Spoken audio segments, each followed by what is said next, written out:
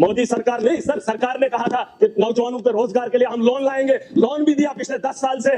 Sir पैसा बांटा जा रहा है, बताया था कि ये लोग सब्सिडी देंगे, उन लोगों ने वो पैसा वापस भी किया, उनकी सब्सिडी नहीं आई, डिप्रेशन का शिकार है, न लोन अदा कर पा रहे, उस उम्मीद में है कि हमारा पैसा कब वापस आएगा।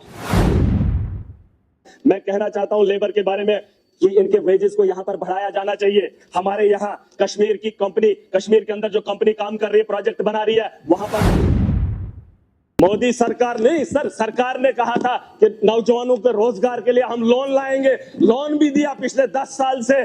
सर पैसा बांटा जा रहा है, बताया था कि ये लोग सब्सिडी देंगे, उन लोगों ने वो पैसा वापस भी किया, उनकी सब्सिडी नहीं आई, डिप्रेशन का शिकार है, न लोन अदा कर पा रहे, उस उम्मीद में है कि हमारा पैसा कब वापस आएगा। सर बात खत्म ही करूंगा, सर बात खत्म ही करूंगा। मैं चाहूंगा इन लोगों को बता दो सर सर सर सर इन्होंने जिसे कह रहे थे इलीगल, कठुआ के अंदर बीजेपी का कार्यालय बन रहा है, जो इलीगल, वहां पे जो कंस्ट्रक्शन हो रही है वो सरकारी जमीन पे हो रही है, और ये कह रहे हैं कि कुछ कंपनी जो है वहां पर जो कब्जा कर रही है। इनके दौर में ये सारी चीजें हुई है, इनको सवाल पूछने का कोई अधिकार नहीं है। ऑटो की एम्बुलेंस कठुआ में चल रही है, जिसकी स्पीड 30 किलोमीटर है, 30 किलोमीटर है सर, उसमें मरीज कब जो है जम्मू के हॉस्पिटल में पहुंचेगा? 30 किलोमीटर की स्पीड से जो है ये लोग नहीं चलेंगे। और रॉयल्टी के अंदर बहुत धांधली है। मैं चाहता हूं डिप्टी सीएम के नोटिस में ये बात लाना चाहूंगा, रॉयल्टी देखने वाली एक टीम हो ताकि उससे रेवेन्यू जनरेट किया जाए, क्योंकि पिछले 4-5 साल में रॉयल्टी में जो धांधली हुई है आप अंदाजा नहीं कर सकते हैं। मैं उसमें आरटीआई लगाने वाला हूं और पता करूंगा कि इलीगल माइनिंग या माइनिंग जो लीगलाइज है उससे रॉयल्टी कितनी उठाई गई है। और मैं डिप्टी सीएम साहब से उम्मीद करूंगा कि आने वाले बजट में इजाफे में माइनिंग का एक बहुत बड़ा योगदान रहना चाहिए। सर पीडब्ल्यूडी की बात है, टेंडरिंग टाइम पे नहीं होती है, जिस तरीके से हमारे एक दोस्त ने कहा, बहुत अच्छी बात कही, 3 महीने के अंदर हमारे काम होते हैं, लेकिन जब टाइम पे टेंडरिंग नहीं होती है तो काम शुरू ही नहीं होते हैं, ना वो कभी खत्म होते हैं।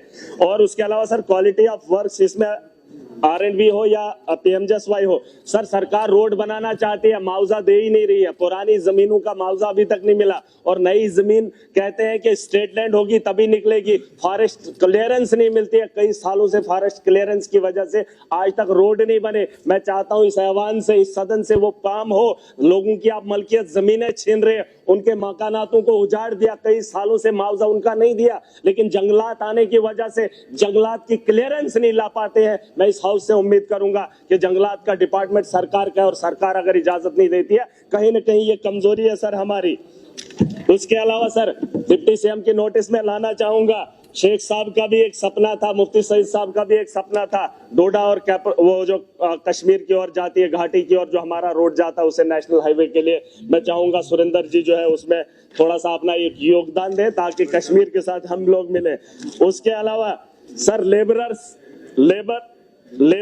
लेबर एंड एम्प्लॉयमेंट की जहां तक मैं बात बताना चाहूंगा, मजदूर तबका बहुत है सर। आज मैं कल की बात बता रहा हूं, कल होली का दिन था, महाकुंभ में मेला था, मेरे 2 नौजवान सर अजीत कुमार और विजय शर्मा, जिनके बारे में मैंने यूपी सरकार से उम्मीद की थी, रात को उन्होंने लाश नहीं दी, जिनकी उम्र एक की 20 साल है और एक की 21 साल है, रोजगार मांगने के लिए गए थे, उम्मीद से गए थे, वहां पर मौत होगी, लाश भी नहीं ले आए सर हम। मैं कहना चाहता हूं लेबर के बारे में कि इनके वेजेस को यहाँ पर बढ़ाया जाना चाहिए। हमारे यहाँ कश्मीर की कंपनी, कश्मीर के अंदर जो कंपनी काम कर रही है, प्रोजेक्ट बना रही है, वहां पर अगर 40,000 या 30,000 एक लेबर को तनख्वाह मिलती है, सैलरी सर, और वहीं हमारे खिताई चनाब के अंदर, जम्मू डिवीजन के अंदर कुछ लोग ठेकेदारी कर रहे हैं, और वही कंपनी, वही काम, वही प्रोजेक्ट, और उस आदमी को 15,000 दिया जा रहा है, 25,000 का घोटाला, ऊपर से ठेकेदारी हो रही है। मेरे पास सारे सबूत हैं, मैं इस ऐवान में उन्हें जमा भी करूंगा, एजेंसीज को भी दूंगा। कहां से हमारा जो है नौजवान सर तरक्की करेगा, कहां से हमारा जम्मू कश्मीर खुशहाली की ओर बढ़ेगा? जहां के नौजवान काम भी करता है, उससे उसका कमाया हुआ रोजगार भी छीना जा रहा है। आप लेबर और एम्प्लॉयमेंट की बात क्या ही करें। मैं सर इस ऐवान से उम्मीद करूंगा इसमें थोड़ा सा बेहतर माहौल बनाया जाए और लोगों के ये जो नौजवान है उनके बारे में सोचा जाए। और हमारे यहाँ जो प्रोजेक्ट है लोकल लेवल पे, लोकल्स को जो है सर प्रायोरिटी मिलनी चाहिए।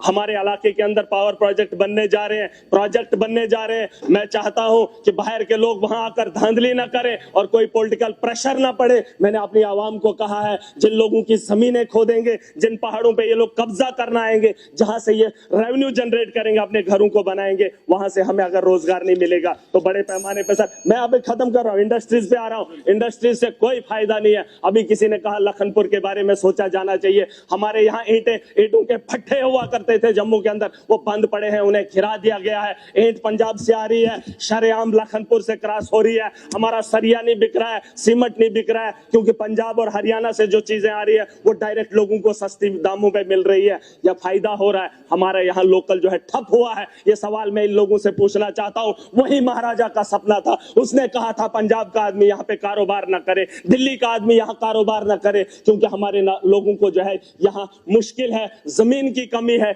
जिस जमीन से हम पैदावार कर सकते, रेवेन्यू जनरेट कर सकते, उसी जमीन को बचाने के लिए और इन नस्लों को बचाने के लिए महाराजा का सपना था, जिस सपने को तोड़ा गया और ये लोग तालियां बजाने लगे थे। सर मैं बात खत्म कर रहा हूं, और सर